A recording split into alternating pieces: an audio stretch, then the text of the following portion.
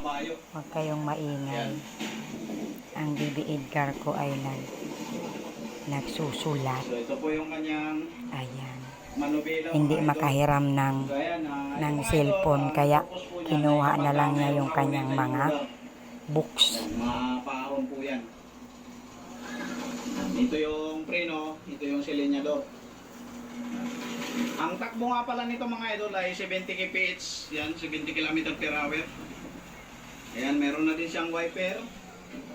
May dalawang speaker mga idol at siyempre meron na po siyang ayan yung controller mga idol sa speaker yan mga idol, car stereo. Yan. Hi, baby. Anong ginagawa mo, baby? Ayan, dyan makikita ko Oh, ang anong cute ng speed. hawak ng lapis niya, English, mga idol. oh. Oh, mga palangga, oh. Galing-galing niya humawak ng lapis. Oh, tingnan niyo po, oh. Oh, ano man yan ang ginagawa mo, anak? Ano daw yun? Baby ko, anong dinodrawing mo yun? Ha? May buntot. Ayan. Ayan. Hindi siya makahiram ng cellphone. Ay, naka-charge ang cellphone ni nanay niya.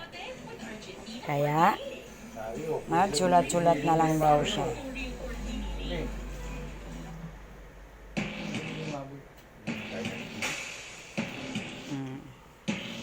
Yan.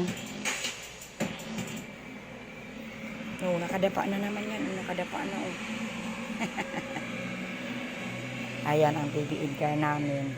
So guys, magandang araw sa inyo Hindi lahat. pwedeng sanayin sa puro cellphone ng mga bata. For today's video is Alam naman natin makakasira yun sa mga mata nila.